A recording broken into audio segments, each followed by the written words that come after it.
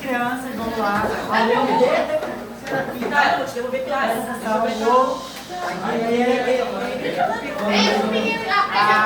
Atenção, vamos fazer uma dinâmica de uma aula um pouco diferente.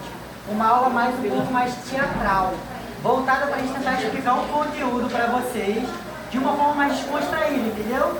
A gente vai precisar copiar, a gente vai precisar ficar anotando tudo. E a gente quer que vocês prestem muita atenção, porque cada coisa que a gente vai falar é muito importante para vocês ter tanto o conteúdo da prova, mas tanto para aprender. Deu para entender? Show? Se vocês quiserem participar da aula, também está tudo bem. Ah, professor, não entendi. Se perguntar, levantar a mão, não tem problema. Ok? Vamos indo? Show? Então, nós vamos falar uma coisa chamada sistema colonial. Vocês já estudaram, não já? Vocês lembram o que é o sistema colonial? Vocês lembram? Boa tarde. Então, o sistema colonial, ele é um período que ele está no Brasil. Mas antes dele chegar no Brasil, ele tem um contexto geral. É um período que nós estamos falando ali da expansão marítima, do século XV, lá na Europa. O que está acontecendo no século XV na Europa? Os países formantes naquele momento, né, os estados nacionais, que veio mais para frente veio chamar de país, como Portugal, e mais para frente nós temos a Espanha, eles pensando dentro do capitalismo mercantil, eles estão pensando em o quê, né? Expandir para esse tal do novo mundo, essa nova descoberta. E aqui, chega no Brasil, no período pré-colonial, que é de 1500 até 1530, estão indo? Show? E aí nós entramos no tão chamado sistema colonial, que aí a nossa amiga Thalia vai explicar em cima de 3 pontos, como monocultura, latifúndio. E eu vou explicar o que foi escravidão. Show? Beleza? É importante também destacar que era um contexto que a Igreja Católica ela estava perdendo muita força por causa da Reforma Protestante. Já está a Reforma Protestante? Já? Já ainda não? Então, como ela estava perdendo força, pensando em buscar novos fiéis, ela também fez parte desse sistema colonial. Então, eu me chamo Thalia, mas a partir de agora eu vou me chamar Sistema Colonial. Boa tarde, eu sou móvel de introdução colonial, não sei se vocês sabem o que é, se vocês já tiveram essa aula, se uma sala já introduziu, mas tá tudo bem se não souberem, eu vou me apresentar um pouquinho melhor. Eu vou ser implantada no Brasil a partir de 1534. É bom que vocês anotem esse ano, alguém pegou tipo 1534? A gente vai fazer perguntas depois, gente, tudo pode ser importante. E eu só vou em 1534. Você vai anotar? É anotar quase tudo. Anotem o que vocês sentirem de vontade. Vai cair na prova e a gente vai fazer perguntas depois também. E eu só vou ir embora daqui lá para 1808, quando a família real ela veio para o Brasil. Vocês sabiam que a família real ela veio para o Brasil porque eles estavam fugidos com a ameaça de Napoleão. Aí eles chegaram aqui e eles falaram assim, esse cara aí, esse sistema colonial, a gente não quer mais ele não. E aí eu fui mandada embora, mas eu só vou embora de vez com a independência do Brasil, em 1822. Vocês também pegaram as datas? Enfim, eu vou ser composto por 3 grandes ciclos. Esse também é muito importante vocês prestarem atenção. Que é o ciclo da cana-de-açúcar, o ciclo do pau-brasil e o ciclo do ouro. Pegaram? 3 grandes... A qual da... 1808 e 1522. 1822. 1822. Esse período histórico que a gente está trabalhando. E 3 grandes ciclos, gente. O pau-brasil, não sei se vocês já ouviram falar, é uma árvore e ela foi bastante explorada. A cana-de-açúcar... Então, também faz parte. E o ouro, que vocês já sabem o que foi explorado. Enfim, eu não sou muito legal não, gente, assim, eu vou confessar, porque para explorar esses 3 recursos, eu uso a mão de obra escravizada de indígenas e de africanos. E eu queria o pau-brasil porque é uma madeira, ela é uma madeira que ela dá um corante o açúcar, porque, bom, é açúcar, né? Quem não gosta de açúcar, quem não com açúcar, um bolo com açúcar. E o ouro, porque é um material muito rico. E lá em Minas Gerais, não sei se vocês já ouviram falar, é aqui pertinho do Rio de Janeiro. Era lá onde predominantemente esse ouro vinha. E, enfim. Mas eu não só vivia só disso, de corante, de açúcar, de ouro. Antes que vocês pensem, nossa, esse cara é muito, muito fútil, ele só quer essas riquezas. Eu também tinha a pecuária e a agricultura, mas essas eram mais voltadas para subsistência. Era para o que a gente consumia no Brasil e não para exportação. Tinha outras coisas que a gente importava para outros países, como o fumo, mas, gente, por favor, não fumem, nem agora e nem nunca, por favor. E, enfim, eu acho que eu já falei demais e agora eu vou ficar com a minha colega monocultura. Oi, gente, a partir de agora eu não me chamo Tamara, eu me chamo monocultura. Vocês já ouviram falar o que é? Então, monocultura é o cultivo de um único tipo de planta em uma área muito extensa, como, por exemplo, uma grande fazenda ou um grande campo. Agora prestem atenção. Exemplos de monocultura se dá na primeira metade do Brasil, desenvolvida principalmente no Nordeste, que é a cana-de-açúcar. Vocês já ouviram falar na cana-de-açúcar? Então, e logo depois, no século XX, o café ganhou um grande destaque como monocultura no Brasil e era concentrado principalmente nas regiões do Rio de Janeiro e São Paulo. Porém, eu não sou tão legal assim, tá? Eu tive muitos impactos negativos durante o sistema colonial. Um deles é a concentração de renda. A concentração de renda e de terra. Já ouviram falar nisso? Então, deixa eu explicar. Eu contribuí muito para a concentração de terras. O que isso significa? Enquanto poucos proprietários, poucos engenhos de terra tinham uma grande terra farta, outros não tinham nada. E isso contribuiu muito para a desigualdade social no Brasil. Outra coisa também que eu contribuí com o impacto negativo foi o êxodo rural. Vocês já ouviram falar? Então, o êxodo rural era basicamente quando uma pessoa saía do campo para a cidade em busca de emprego. Já que no campo havia muita desigualdade social, a pessoa ia para a cidade em busca de melhorias de vida.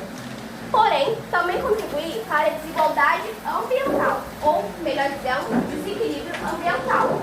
A monocultura, sendo eu, utilizou um uso muito extenso da terra.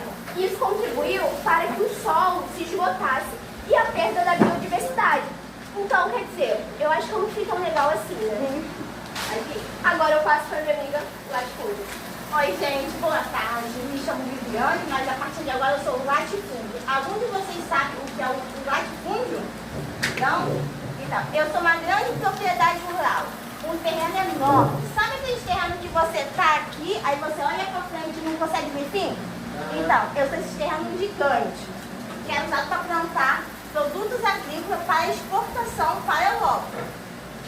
Diferente de uma pequena fazenda, o meu objetivo é lucro e exportação. Apenas isso. Vocês anotaram? Lucro e exportação, objetivo do latifúndio.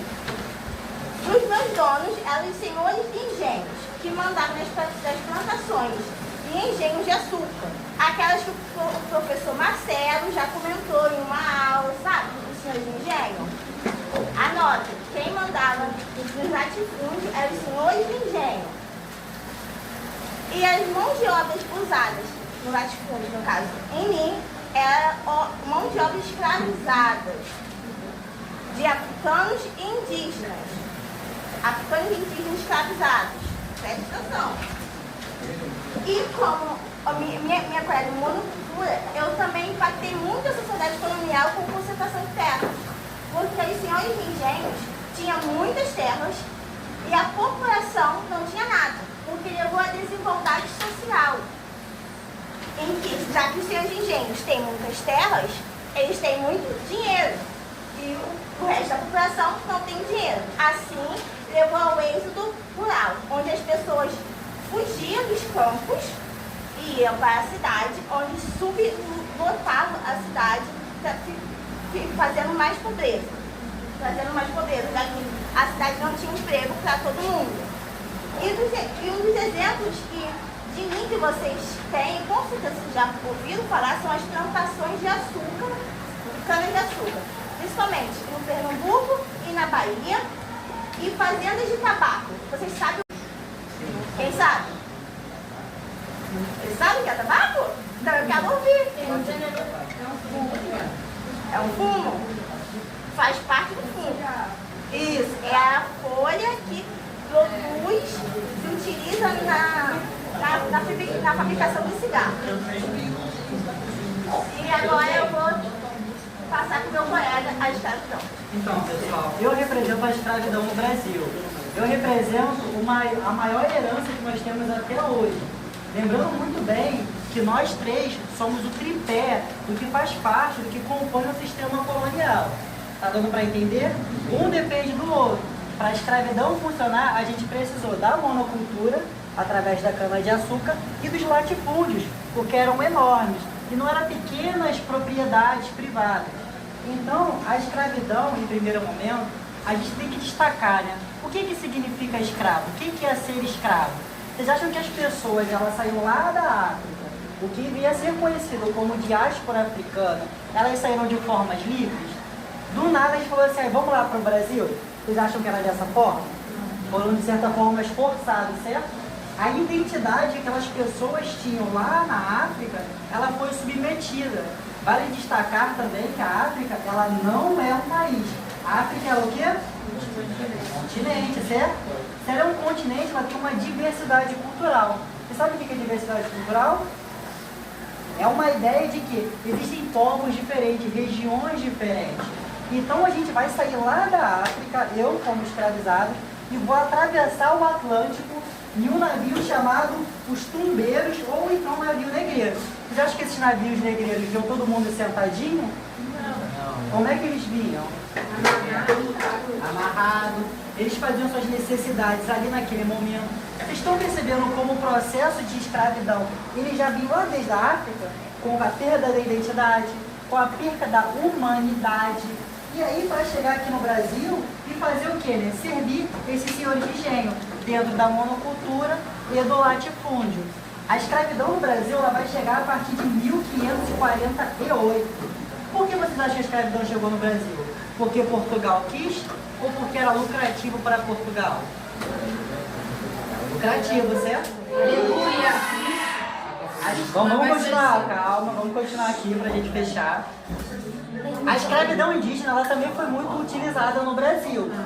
Porém, presta atenção pessoal, porém, parte dos jesuítas defendiam a não escravidão, até porque era um processo.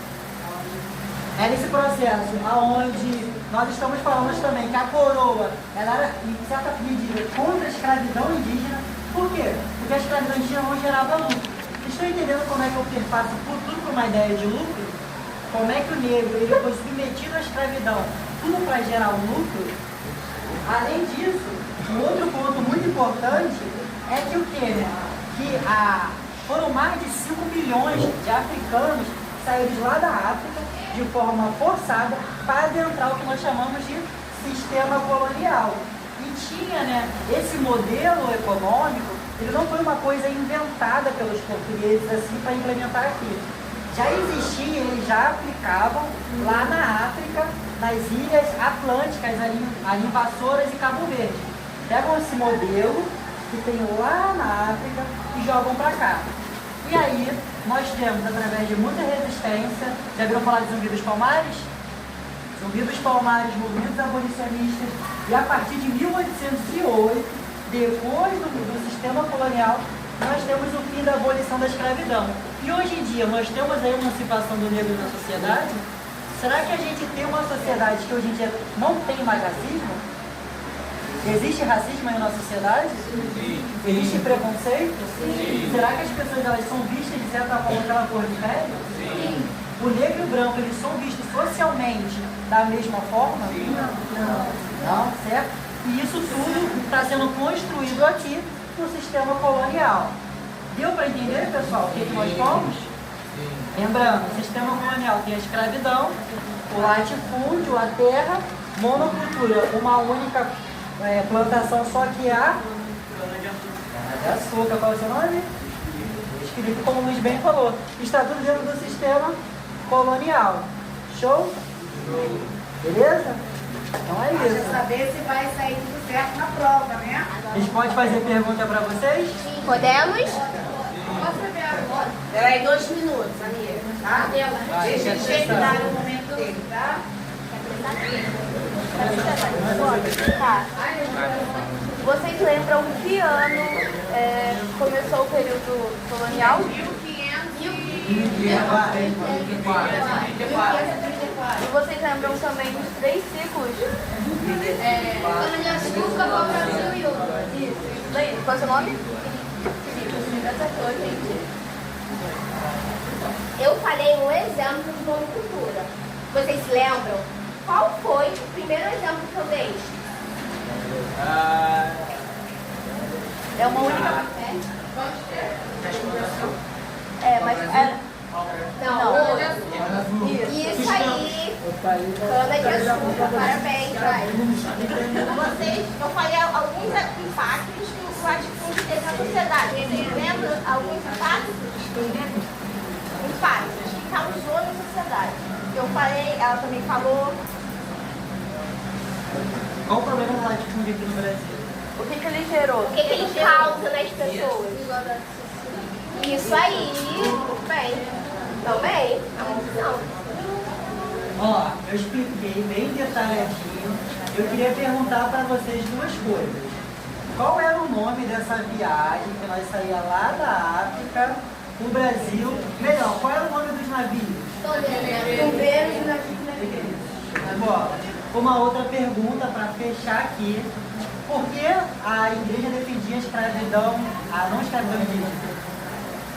Porque eles não davam. Porque não dava lucro, exatamente isso. Show? Estamos entendidos? Sim. Quero 10 na prova, hein? Sim. Já vai beleza? É isso então. Tá.